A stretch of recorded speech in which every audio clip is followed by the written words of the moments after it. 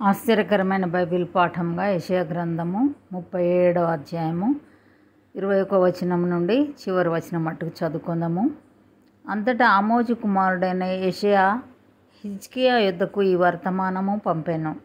ఇశ్రాయేలీయుల దేవుడగు యెహోవా సెలవిచ్చినదేమనగా, అష్షూరు రాజైన సన్హెరీబు విషయమందు నీవు నా ఎదుట ప్రార్థన చేసితివే. అతని గురించి యెహోవా సెలవిచ్చు మాట ఏదనగా, సియోను కుమారి అయిన కన్యక నిన్ను దూషణ చేయుచున్నది, ఆమె నిన్ను అపహాస్యం చేయుచున్నది. యెరూషలేము కుమారి నిన్ను చూచి తల ఊచుచున్నది. నీవు ఎవరిని తిరస్కరించితివి, ఎవరిని దూషించితివి? నీవు గర్వించి ఎవరిని భయపెట్టితివి? ఇశ్రాయేలీయుల పరిశుద్ధ దేవునినే గదా. నీ దూతల చేత యెహోవాను తిరస్కరించి నీవీలాగు పలికితివి, నా రథముల సముదాయముతో నేను పర్వత శిఖరముల మీదికిని లెబానోను పార్శ్వములకును ఎక్కియున్నాను. ఎత్తుగల దాని దేవదారు వృక్షములను, శ్రేష్టమైన సరళ వృక్షములను నరికివేసి ఉన్నాను. వాని దూరపు సరిహద్దులలోనున్న సత్రములలోనికిని, కర్మేలు ఫలవంతములగు క్షేత్రమైన అడవిలోనికిని ప్రవేశించి ఉన్నాను. నేను త్రవ్వి నీళ్లు పానము చేసి ఉన్నాను. నా అరకాలి చేత నేను దిట్టమైన స్థలముల నదులనన్నిటినీ ఎండిపోచేసి ఉన్నాను. నేనే పూర్వమందే దీని కలుగజేసి తిననియో, పురాతన కాలమందే దీని నిర్ణయించి తిననియో నీకు వినబడలేదా? ప్రాకారములు గల పట్టణములను నీవు పాడు దిబ్బలుగా చేయుట నా వలననే సంభవించినది. కాబట్టి వాటి కాపురస్తులు బలహీనులై చెడిసిరి, విభ్రాంతి నొంది పొలములోని గడ్డివలెను, కాడవేయని చేలవలెను అయిరి. నీవు కూర్చుండుటయు, బయలు వెళ్ళుటయు, లోపలికి వచ్చుటయు నా మీద వేయు రంకెలును నాకు తెలిసేయున్నవి.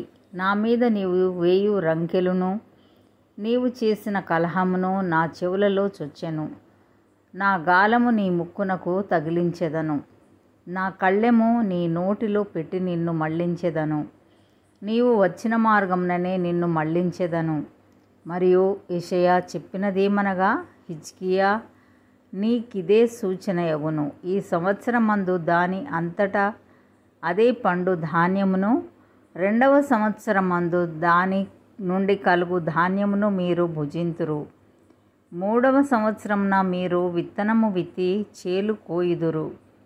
ద్రాక్ష తోటలు నాటి వాటి ఫలము అనుభవించుదురు. యూదా వంశంలో తప్పించుకొనిన శేషము ఇంకను క్రిందికి వేరు తన్ని మీదికి ఎదిగి ఫలించును. శేషించువారు యెరూషలేములో నుండి బయలుదేరుదురు. తప్పించుకొనిన వారు సియోను కొండలో నుండి బయలుదేరుదురు.